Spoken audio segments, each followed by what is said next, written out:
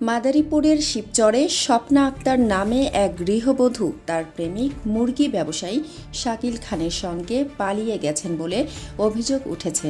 এ বিষয়ে গৃহবধূর স্বামী গরু খামারি কামাল ঢালি বাদী হয়ে শিবচর থানায় একটি অভিযোগ দাখিল করেন।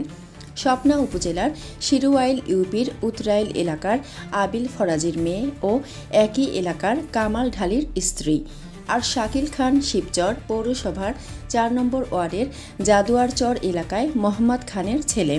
তিনি শিবচর বাজারের একজন মুরগি ব্যবসায়ী বলে জানা যায়। অভিযোগ ও পারিবারিক সূত্রে জানা যায়, ১৭ বছর আগে প্রেমের সম্পর্কের সূত্র ধরে বিয়ে করেন কামাল ঢালিকে। বিয়ের পর তাদের ঘরে ২টি ছেলে সন্তানের জন্ম হয়। ৫ মাস আগে ছোট ছেলেটি সড়ক দুর্ঘটনায় মারা যায়। এদিকে ৭ বছর আগে কামাল ঢালি কাতার প্রবাসী হন। প্রবাসে থাকার সময় স্বপ্নার সঙ্গে পরিচয় হয় শাকিল খানের সঙ্গে। পরিচয়ের সূত্র ধরে তাদের সম্পর্ক গড়ায় প্রেমে। ২০২২ সালের ১৫ অক্টোবর গোপনে কামাল ঢালিকে তালাক দিয়ে বিয়ে করেন শাকিল খানকে। এদিকে ৮ মাস আগে দেশে আসেন কামাল।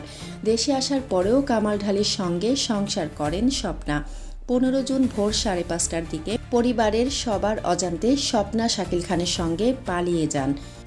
কামাল ঢালি বলেন, স্বপ্না গোপনে শাকিলকে বিয়ে করেছে, এতদিন আমার সঙ্গে সংসারও করেছে।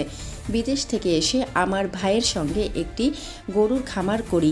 ঈদের আগে খামারের গরু বিক্রির ৯ লাখ টাকা স্বপ্নার কাছে দেই। সেই টাকা ও স্বর্ণসহ শাকিলকে নিয়ে পালিয়ে যায় স্বপ্না। থানায় অভিযোগ দিয়েছি, এর উপযুক্ত বিচার চাই। শিবচরের নীলক্ষী তদন্ত কেন্দ্রের উপপরিদর্শক মোহাম্মদ নাজমুল ইসলাম বলেন, অভিযোগ পেয়েছি, তদন্ত করে ব্যবস্থা নেওয়া হবে।